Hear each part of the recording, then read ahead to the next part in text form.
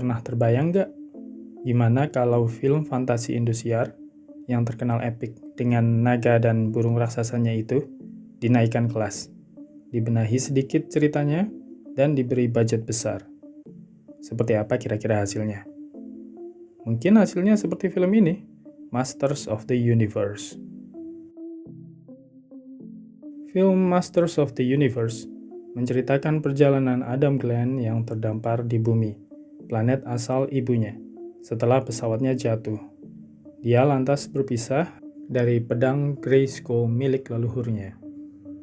Usai terpisah selama 15 tahun, pedang kekuatan membawa Adam kembali ke Eternia, yang mana rumahnya hancur di bawah kekuasaan jahat Skeletor. Adam pun berusaha menyelamatkan keluarga dan dunianya. Adam lalu memutuskan bergabung dengan sekutu terdekatnya bernama Teela dan Duncan atau Man at Arms yang juga merangkul takdir sejatinya sebagai He-Man, yakni sosok manusia yang paling kuat di alam semesta. Adam kembali berjuang demi planet asalnya, Eternia, dengan bersedia menghadapi kekuatan jahat Skeletor yang mengancam kehancuran segalanya.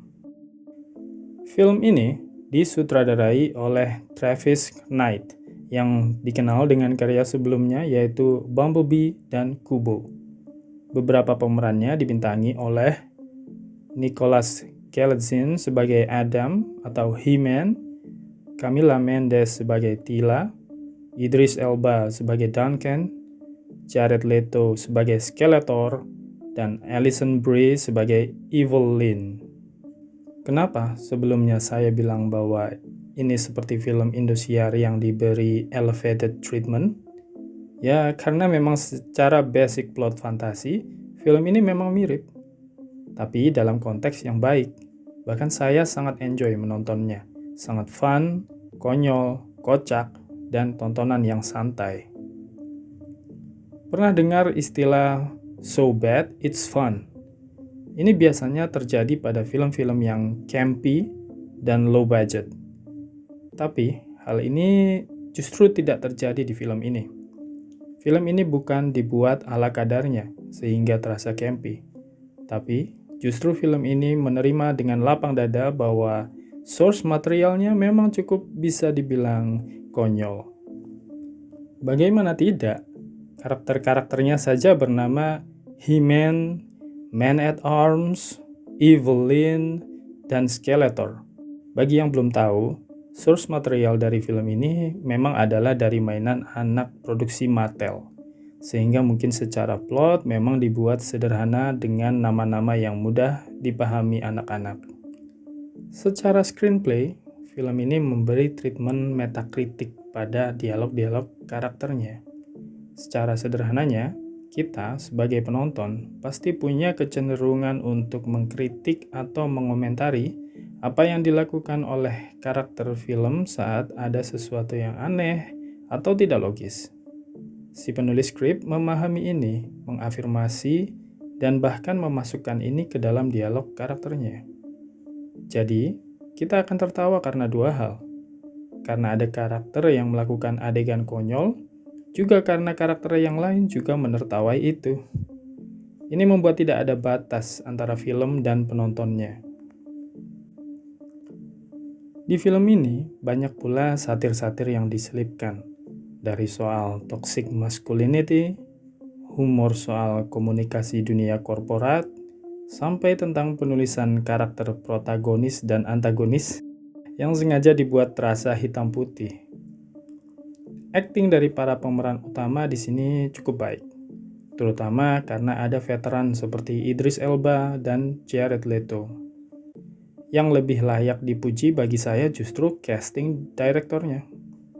Karena saat pertama kali saya melihat trailer film ini, saya sedikit melihat pendekatan yang berbeda dari pemeran film pendahulunya, yaitu Masters of the Universe versi 1987.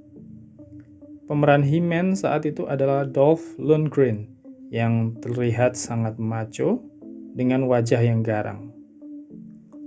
Tapi ternyata Nicolas Cage sebagai He-Man baru sesuai dengan penceritaan dan karakter yang ingin diwujudkan.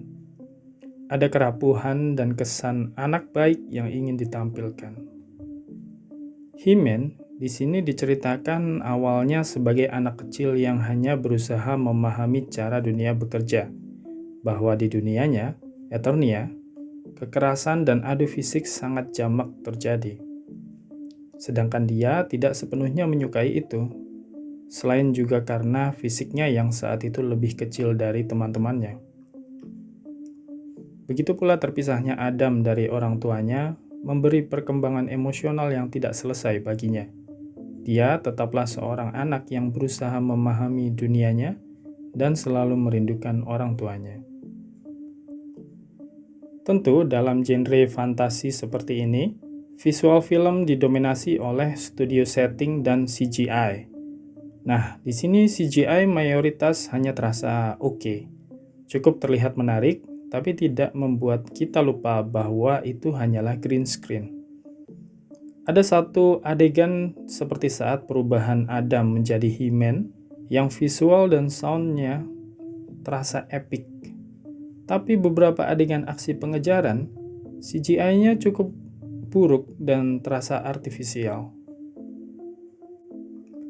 Overall, film karya sutradara Travis Knight ini cukup berhasil memberikan penyegaran pada IP dari Mattel ini. Setelah bertahun-tahun gagal dalam berbagai usaha untuk meremake film originalnya yang dulu flop di pasaran, film adventure fantasi yang cocok bagi anak kecil dan remaja. Karena seingat saya, bahkan tidak ada adegan ciuman di film ini. Bagi orang dewasa, film ini tetap bisa jadi hiburan yang sangat ringan dan lucu. Ada kesan formula yang mirip yang digunakan pada film Thor Ragnarok. Hanya saja, perbedaannya dari mayoritas film superhero, He-Man di sini tidak berusaha terlihat serius dan terlihat jago. Karena memang perubahannya untuk memiliki kekuatan super pun cukup instan. Oh ya, film ini punya 2 scene tambahan, yaitu mid-credit scene dan post-credit scene. Dan scene tambahan ini cukup berpengaruh pada arah pengembangan film, bila nanti akan dibuatkan sequelnya. Jadi pastikan kalian duduk tenang sampai akhir film ya, bagi yang tidak mau melewatkan ini. Sekian dari saya Han dari Lookup Film. Salam sinema.